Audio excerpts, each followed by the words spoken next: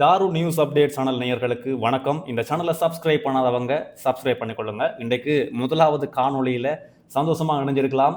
இலங்கை செய்திகள் உடனுக்குடன் உங்களுக்கு தாரத்துக்கு இருக்கோம். ஒவ்வொரு நாளுமே அப்டேட்ஸ் இந்த சேனல்ல வரும். முதலாவதா இன்றைக்கு நாங்க பார்க்க இருக்கிற செய்தி, இலங்கையில நிறைய மோசடிகள் தொடர்ச்சியாக இடம்பெற்று வருது. அதுலயும் நிறைய பேர் சிக்கி வராங்க.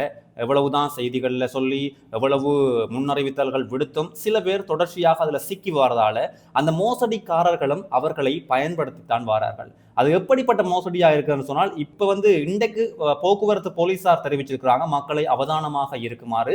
ஏனென்றா ஒரு ஒபிசியல் இந்த போக்குவரத்து திணைக்களம், மோட்டார் திணைக்களம் போன்ற ஒபிசியல் போட்டோ மாதிரியும் ஒபிசியல் நம்பர் மாதிரியும் இருக்கிற நம்பர்ஸ்ல இருந்து உங்களுடைய கைத்தொலைபேசிகளுக்கோ உங்களுடைய வாட்ஸ்அப் இலக்கங்களுக்கோ அவங்கள்ட்ட இருந்து ஒரு மெசேஜ் வருதாம். அப்படி என்றா போலீசார் உங்களை கண்காணிச்சிருக்காங்க, நீங்க வீதியில போகும்பொழுது உங்களை கண்காணிச்சிருக்காங்க, நீங்க தவறு விட்டுருக்கீங்க, நீங்க இந்த ஃபைன் கட்டியே ஆகணும், இந்த இலக்கத்துக்கு அக்கௌண்ட்டுக்கு காசை போடுங்க, அதோட உங்களுடைய வங்கி இலக்கங்கள் டீடைல்ஸ் தாங்கன்ற மாதிரியாக மோசடிக்காரர்கள் களமிறங்கி இருக்கிறதாக தகவல்கள் வெளியாக இருக்கின்றது. அப்ப இது மாதிரியான சந்தேகத்திற்கிடமான லிங்குகளோ இணைப்புகளோ அல்லது தொலைபேசி இலக்கங்கள்ல இருந்தோ உங்களுக்கு அழைப்புகள் அல்லது குறுஞ்செய்திகள் வந்தால் உங்களுக்கு பக்கத்தில் இருக்கிற போலீஸ் ஸ்டேஷனுக்கு சென்று அங்க நீங்க முறைப்பாடுகளை பதிவு செய்யலாம். ஏன்னா அவங்க பதிவு செஞ்சாதான் இது யார் செய்யறாங்க, இன்னும் எத்தனை பேர் இதுல ஏமாற்றம் அடைஞ்சிட்டு இருக்காங்க, இனிமேல் யாருமே ஏமாறாம இருக்கிறதுக்கான ஒரு சிறந்த ஒரு வழியாக இருக்கும். ஆகவே உங்களுக்கு அப்படி எதுவும் குறுஞ்செய்திகள் வந்தா, சந்தேகத்துக்கு இடமா வந்தா கண்டிப்பா போலீஸ் ஸ்டேஷன்ல போய் முறைப்பாட பதிவு செய்யுங்க.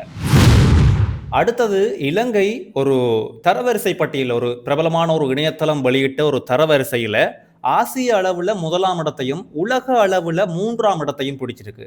அது என்ன தரவரிசை என்று நீங்க யோசிக்கலாம். என்ன தரவரிசை என்றா போக்குவரத்து நெரிசல், வாகனங்கள் எவ்வளவு நேரம் ஒரு இடத்துக்கு போறதுக்கு எடுக்குது, எப்படியான நெரிசல் இருக்குன்றதை கணிச்சு உலக அளவுல 3ஆம் இடமும் ஆசிய அளவுல 1ஆம் இடமும். இது எந்த இணையதளம் இந்த தகவலை வெளியிட்டு இருக்கண்டா, நம்பியோன்ற ஒரு இணையதளம் தான். இது வாழ்க்கை செலவு, அதோட வாழ்க்கை தரம் தொடர்பான உலகின்ற மிகப்பெரிய ஒரு தரவு சேகரிப்பான் என்று சொல்லலாம் இந்த ஒரு இணையதளம்.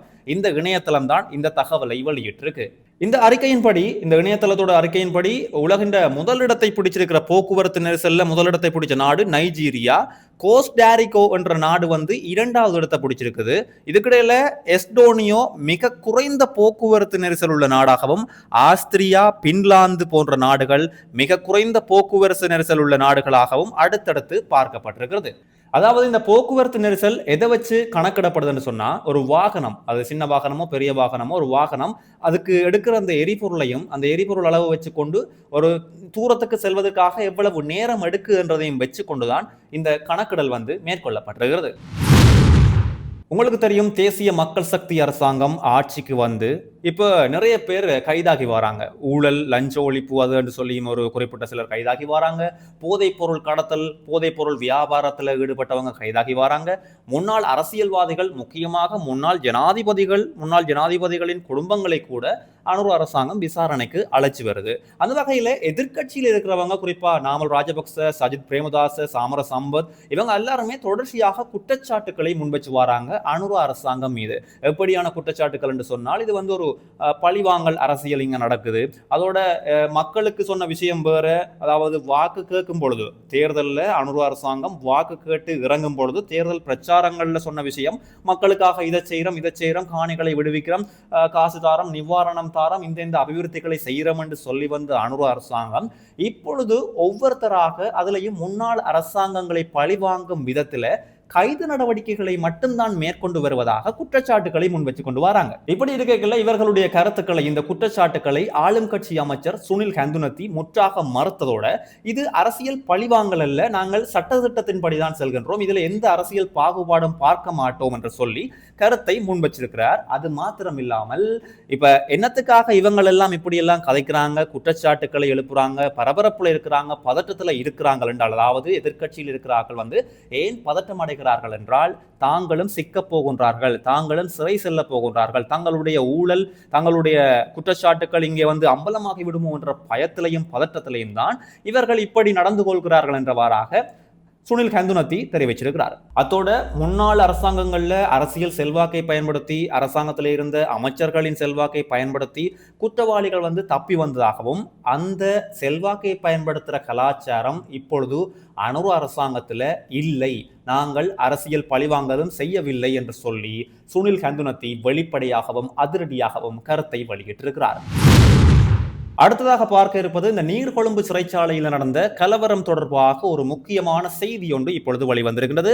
நீர்கொழும்பு சிறைச்சாலை கலவரம் மிகவும் திட்டமிட்ட முறையில் தான் நடந்திருக்குன்றதுக்கான ஆதாரங்களும் இப்பொழுது வெளியாக இருக்கிறது. எப்படி என்று சொன்னா அது தொடர்பான பல ஆயுதங்கள் இப்பொழுது கைப்பற்றப்பட்டிருக்கிறது. போலீசாராலையும் அங்க விசாரணைகளை தீவிரமாக நடத்துற நேரத்துல அந்த சிறைச்சாலைக்கு இருக்கிற சமையல் அறைக்குள்ள திட்டமிட்ட முறையில் ஒளிச்சு வச்சிருக்கிற பல ஆயுதங்கள், கத்தி, பொல்லு, பல மரக்கட்டைகள், அதாவது இப்படி ஒரு கலவரம் வந்தா அல்லது கலவரத்தை உண்டு பண்ணா அங்க தாக்குதல் நடத்தக்கூடிய மாதிரியாக திட்டமிட்ட முறையில் பல ஆயுதங்கள், கிட்டத்தட்ட 1000-2000க்கு மேற்பட்ட ஆயுதங்கள், கூர்மையான ஆயுதங்கள், கத்தி, பொல்லுகள் அங்க கண்டுபிடிச்சிருக்கிறாங்க.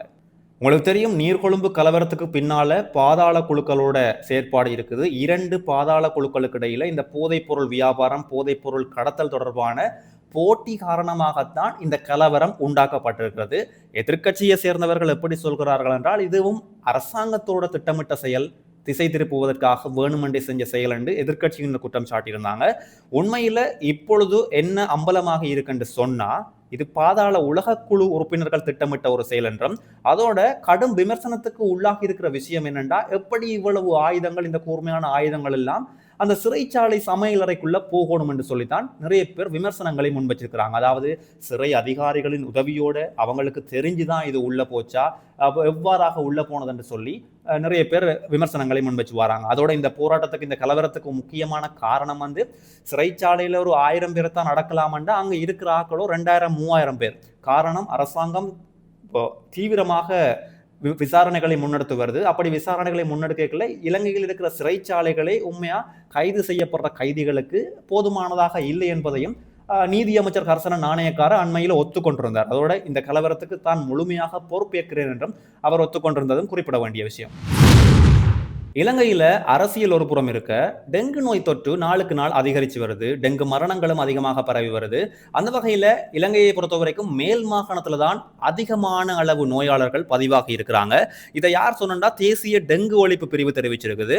இதோட அண்மைய தகவலின்படி, அறிக்கையின்படி நேற்று 12ஆம் திகதி வரையான காலப்பகுதியில் மட்டும் நாட்டில் மொத்தமாக 68,672 டெங்கு நோயாளர்கள் பதிவாகி இருக்கிறாங்க. கடந்த 11ஆம் திகதி வரை 68,071 நோயாளர்கள் பதிவாக இருந்த நிலையில ஒரே நாள்ல மட்டும் 601 புதிய தொற்றாளர்கள் அடையாளம் காணப்பட்டிருக்கிறாங்க. இந்த டெங்கு பாதிப்புல மேல் மாகாணம் தொடர்ச்சியா முதலிடத்தில் உள்ளதோட அங்கு மட்டுமே 36,118 நோயாளர்கள் பதிவாகி இருக்கிறார்கள். இதுல கம்பக மாவட்டத்தில் அதிகபட்சமாக 14,112 பேரும், கொழும்பு மாவட்டத்தில் 13,791 பேரும் டெங்கு நோயால பாதிக்கப்பட்டிருக்கிறாங்க. அதோட ஜூலை மாசத்தின் முதல் 12 நாட்கள்லயே 13,293 டெங்கு நோயாளர்கள் பதிவாகி இருக்கிறதும் சுட்டிக்காட்டத்தக்க விஷயமாக இருக்கிறது. அதோட இந்த வருடத்துல 47 பேர் டெங்கு நோயால உயிரிழந்திருக்கின்றார்கள். கூடிய அளவு, அதாவது முடிந்த அளவு எங்களுடைய சுற்றுப்புறங்கள் சூழலை சுத்தமாக நீர் தேங்காத வகையில் வச்சிருக்கிறது இந்த டெங்கு நோயிலிருந்து எங்களை பாதுகாத்துக் கொள்ள ஒரு சிறந்த வழியாக இருக்கும்.